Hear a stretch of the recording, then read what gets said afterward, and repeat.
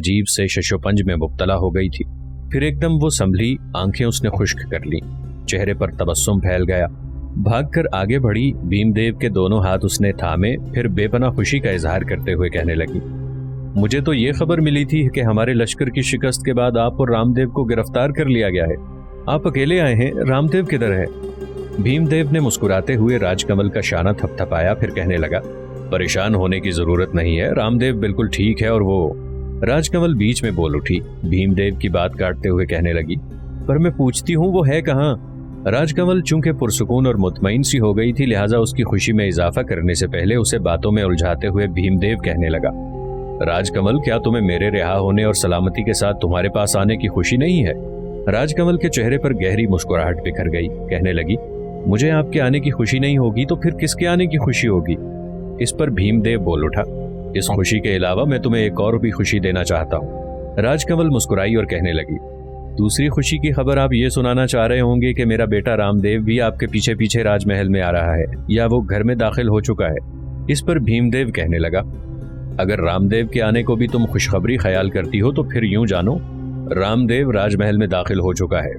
इस तरह तुम्हें दो खुशखबरियां नसीब हुई हैं। लेकिन अगर इन खुशियों को दो समझती हो तो फिर मैं तुम्हें एक तीसरी खुशखबरी भी सुनाना पसंद करूंगा। राजकमल की आंखों में चमक पैदा हुई, कुछ सोचा, फिर कहने लगी, तीसरी खुशी मेरे लिए क्या हो सकती है? गहरे तबस्सुम में भीमदेव कहने लगा, तीसरी खुशी तुम्हारे लिए यह है कि रामदेव और राजकुमारी कुमार देवी दोनों भाई बहन राजमहल में दाखिल हो चुके होंगे और अभी थोड़ी देर तक तुम्हारे पास पहुंच जाएंगे।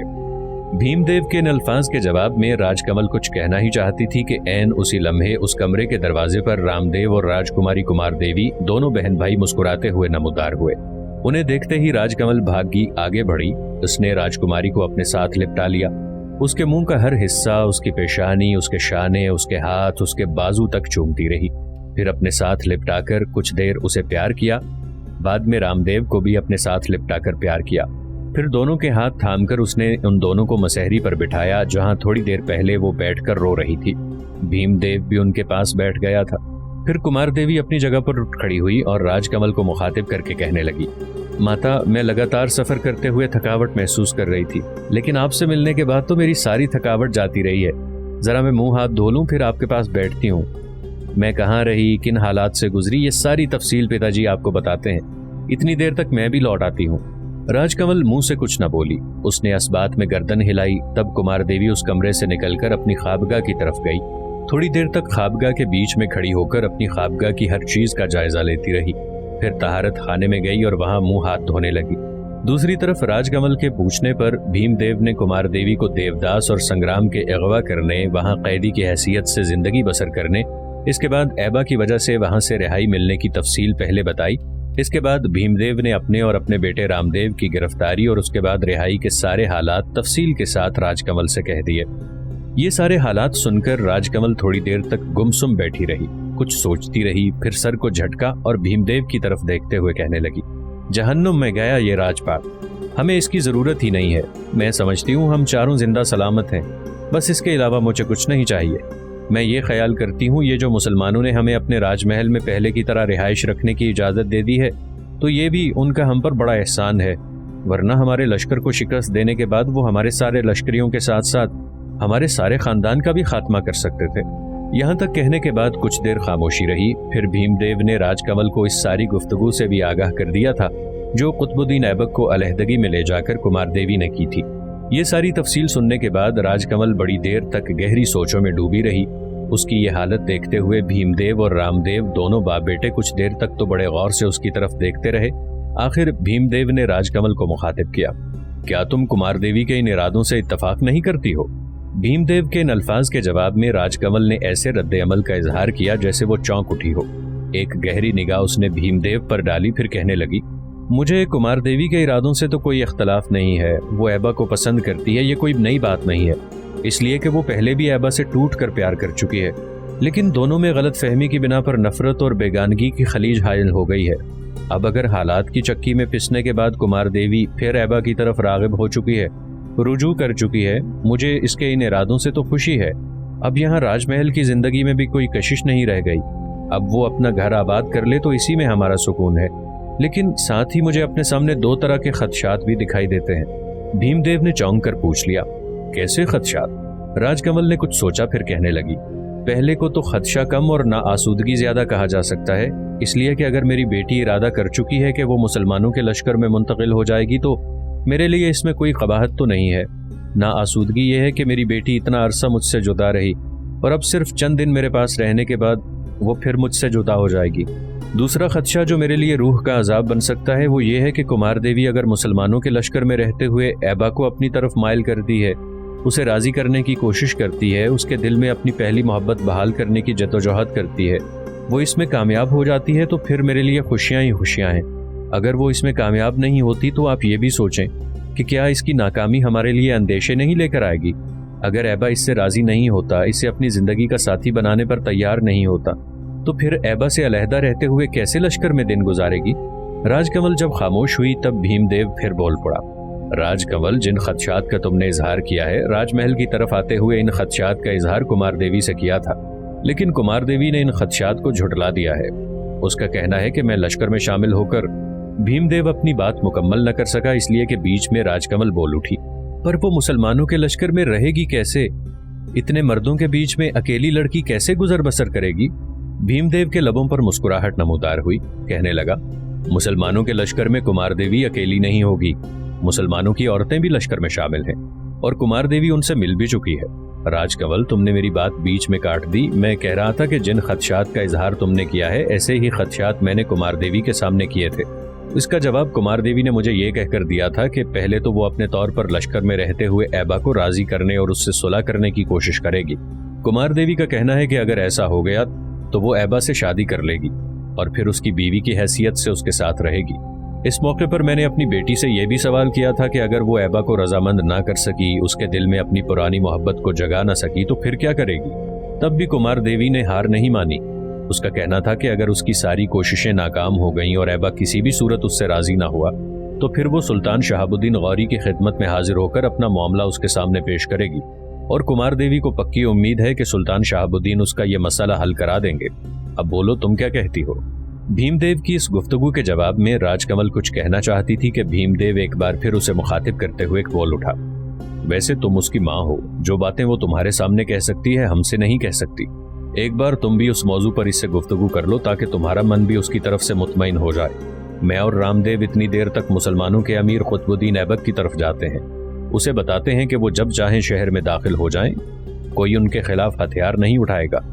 राजकमल, तुम्हारी तरफ आने से पहले मैं शहर में शिकस्त खुर्दा जो लश्करी थे उन्हें समझा दिया है कि वो अपने अपने घरों को चले जाएं। अगर उनमें से किसी ने हथियार उठाने की कोशिश की तो मुसलमान उसे जिंदा नहीं छोड़ेंगे। इस बिना पर हम दोनों बाप बेटा एक बार फिर कुतुबुद्दीन की तरफ जाते हैं और उसे इत्तला देते हैं कि शहर के अंदर बिल्कुल सुकून है, लोग इताअत और फरमाबरदारी पर आमादा हैं। वो जब चाहें शहर में दाखिल होकर शहर का नज़्म व नसक अपने हाथ में ले लें। जाते जाते मैं शहर पनाह के दरवाजे के कुछ मुहाफिजों को भेजूंगा कि वो नहरवाला के किले के सारे दरवाजे भी खोल दें। इसके साथ ही भीमदेव और रामदेव दोनों बाप बेटा उठ खड़े हुए और राजमहल के उस कमरे से वो निकल गए। उनके जाने के थोड़ी देर बाद उस कमरे में कुमार देवी दाखिल हुई। अंदर आते ही उसने किसी कदर परेशानी से राजकमल को मुखातिब करके पूछा, माता, ये पिताजी और भाई किधर चले गए हैं? राजकमल ने उस मुसहरी पर हाथ मारते हुए उसे अपने करीब आकर बैठने के लिए कहा।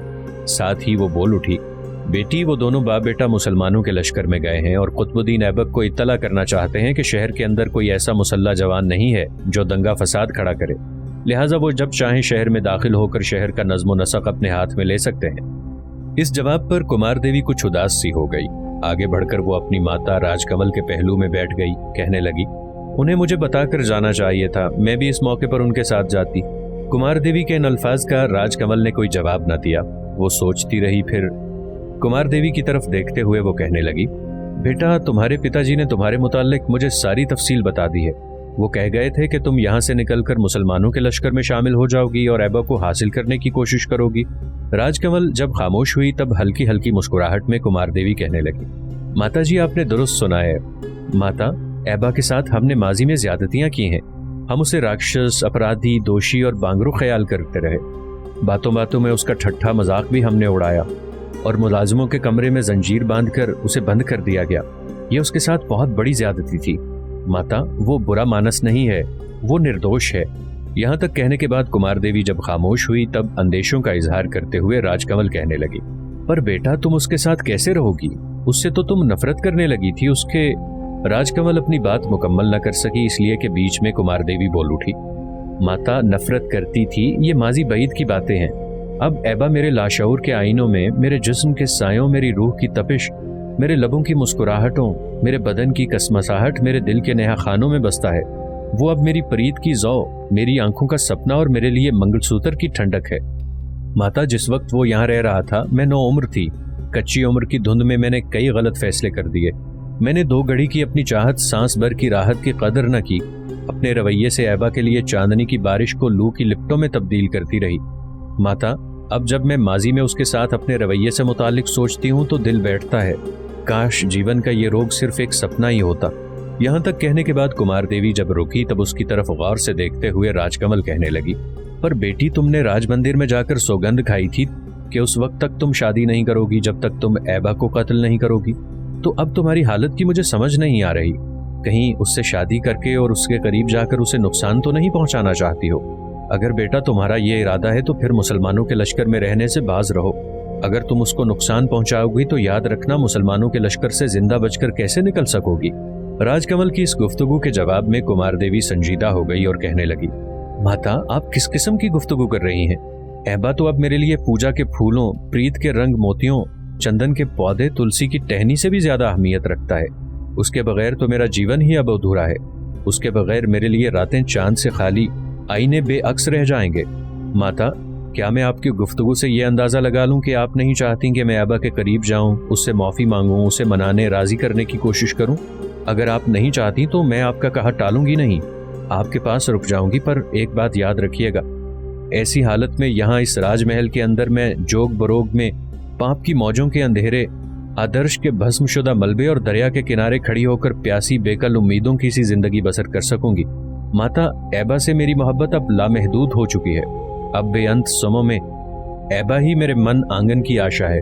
ऐबा को हासिल करने के लिए माता मैं धन दौलत के सागर छोड़ सकती हूँ, अपनी जन्मभूमि तक को भूल सकती हूँ। माता, तूने देखा होगा राजकुमारियां अपना स्वयंवर रचाकर अपने मन का मूल लगाती हैं, लेकिन मैं तो अपनी मोहब्बत में ऐबा के हाथों बेदाम ही बिक चुकी हूँ। माता, आपके रोकने से जरूर रुक जाऊंगी, पर यह याद रखिएगा कि यहाँ रहते हुए ऐबा के बगैर मेरी हालत वक्त के जबर तले तिश्ना होंठों, गरसना निगाहों और खौलती जबान से भी ज्यादा बदतर होकर रहेगी। आप बोलें, आप क्या फैसला करती हैं? आप मेरी माता हैं, जो भी फैसला करेंगी मैं उस पर अमल करूंगी। मैं आपको दुखी नहीं सुखी देखना चाहती हूँ। यहाँ तक कहने के बाद कुमार देवी जब रुकी तब कुछ देर तक राजकमल बड़े गौर से उसकी तरफ देखती रही। फिर आगे बढ़कर उसने कई बार कुमार देवी की पेशानी, उसके गाल, उसका मुंह चूमा। फिर उसके सुर्ख गाल थपथपाए बड़ी मोहब्बत और चाहत में कहने लगी, बेटा तुम्हारी सोचें, तुम्हारे अंदाजे गलत हैं। मैं तुम्हें जीवन के कष्ट में तो नहीं डालना चाहती, ना मैं ये चाहती हूँ कि मेरी बेटी यहाँ राजमहल में रहकर परेशानियां बर्दाश्त करती रहे। मैं तुम्हारा सुख चाहती हूँ। तुम्हारे सुख से ही हमारा सुख है और तुम्हारे दुख से ही हमारा दुख वाबस्ता है। अगर तुम ऐबा के साथ रहकर पुरसुकून और मुतमईन रह सकती हो तो तुम्हारा इत्मीनान हमारा इत्मीनान बन जाएगा। मैं तुम्हें मना नहीं करूंगी, लेकिन एक बात जरूर करूंगी, मेरी बेटी ऐबा के साथ पहले जैसा सलूक ना करना। जब उसके साथ मिलो, उसके साथ गुफ्तगू करो तो ये भूल जाना कि तुम राजकुमारी हो। उसके साथ अब मोहतात होकर गुफ्तगू करना। वो लश्करों का सालार है, अब हमारे यहाँ पड़ा हुआ बेबस इंसान नहीं है। इसके अलावा सुल्तान शहाबुद्दीन गौरी का मंजूर नज़र भी है। उससे मुतालिक तुम्हारी गैर मौजूदगी में हमें बड़ी खबरें मिलती रही हैं। बेटी, यहाँ तक कहने के बाद राजकमल को रुक जाना पड़ा, इसलिए कि उसकी बात काटते हुए मुस्कुराते हुए कुमार देवी कहने लगी, माता आप बेफिक्र रहें, मैं राजकुमारी के दौर को भूल चुकी हूँ और अब मैं फिर राजकुमारी हूँ भी नहीं, इसलिए कि ये शहर मुसलमानों के हाथों फतह हो चुका है। अब ना आप रानी हैं, ना पिताजी राजा, ना रामदेव राजकुमार है और ना ही मैं राजकुमारी। अब हम नहरवाला में आम लोगों की तरह हैं। इस ऐबा और कुतुबुद्दीन ऐबक की बड़ी मेहरबानी कि उन्होंने हमारे पिताजी और भाई को छोड़ दिया, हमें राजमहल में रहने की इजाजत दे दी। माता, मुसलमानों के लश्कर में रहकर यूं जानिए कि वहां मैं ऐबा की दासी की हैसियत से रहूंगी। अगर वो मुझसे राजी हो गया तो याद रखिएगा उसकी आसाइश और उसकी हर खुशी का ख्याल रखूंगी। उसके सारे काम एक दासी बनकर करूंगी, बेफिक्र रहें। कुमार देवी की इस गुफ्तगू से राजकमल मुतमईन हो गई थी, इसलिए वो मुस्कुरा रही थी। फिर अपनी जगह पर उठी, कुमार देवी का हाथ उसने थामा, फिर कहने लगी, तुम मेरे साथ आओ, तुम भूख महसूस कर रही होगी, मैं पहले तुम्हें खाना खिलाती हूँ, इसके बाद फिर यहीं आकर बैठकर बातें होंगी। कुमार देवी उठ खड़ी हुई और फिर अपनी माता के साथ उस कमरे से निकल गई। दूसरी तरफ भीमदेव और रामदेव दोनों बाप बेटा मुसलमानों के लश्कर में गए। उन्होंने वहां कुतुबुद्दीन ऐबक और ऐबा को शहर के हालात से आगाह किया। इस पर कुतुबुद्दीन ऐबक और ऐबा ने अपने लश्कर का आधा हिस्सा तो पड़ाव में ही रखा और आधे लश्कर को लेकर वो शहर में दाखिल हुए। शहर में बिल्कुल सुकून और खामोशी थी। सबसे पहले शहर के किले पर कब्जा किया गया। शहर का नज़्म नसक अपने तौर पर उन्होंने उस्तवार किया। शहर के अंदर एक हाकिम और एक किलेदार को मुकर्रर किया।